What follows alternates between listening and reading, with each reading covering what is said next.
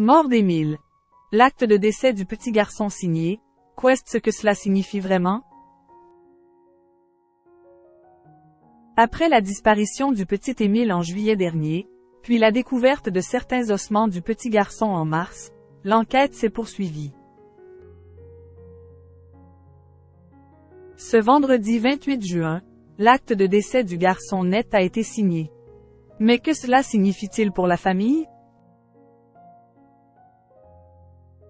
Le 8 juillet dernier, la France apprenait qu'un petit garçon de 2 ans et demi avait disparu dans le Haut-Vernay, Alpes de Haute-Provence.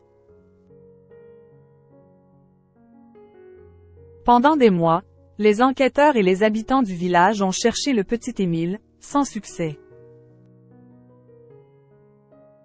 L'enquête a longtemps piétiné, jusqu'à ce qu'une randonneuse retrouve des ossements du petit garçon en mars, dans une forêt proche de son domicile.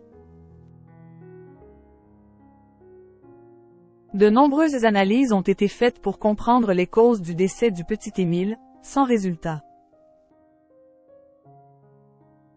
Ce vendredi 28 juin, BFM DICI a confirmé que l'acte de décès du petit garçon a enfin été signé par le maire, François Balic, en présence d'un gendarme et à la demande des juges des instructions. Une signature très importante aux yeux des parents d'Émile. Elle ne reste d'ailleurs qu'une simple formalité auprès des enquêteurs, dans la mesure où elle ne change rien dans la poursuite de l'enquête. Mais qu'apporte cet acte de décès signé aux parents?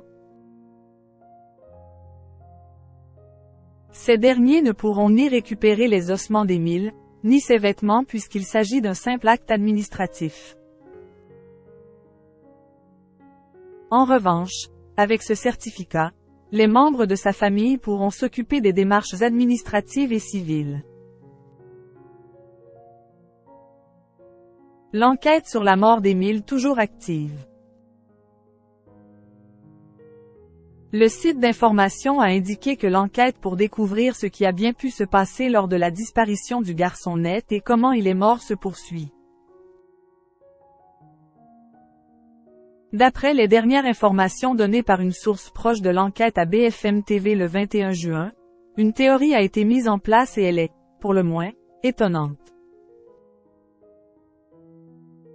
En effet, l'hypothèse qu'il se soit volatilisé tout seul, en forêt, semblerait désormais improbable aux yeux des forces de l'ordre. Si nous avions des certitudes que l'enfant se soit perdu, on arrêterait tout.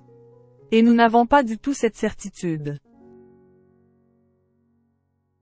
On en est loin et nous travaillons encore pour ne rien laisser passer, a expliqué cette source. Une hypothèse qui laisse donc à penser qu'une personne serait impliquée dans cette disparition, et peut-être même, dans la mort du petit garçon.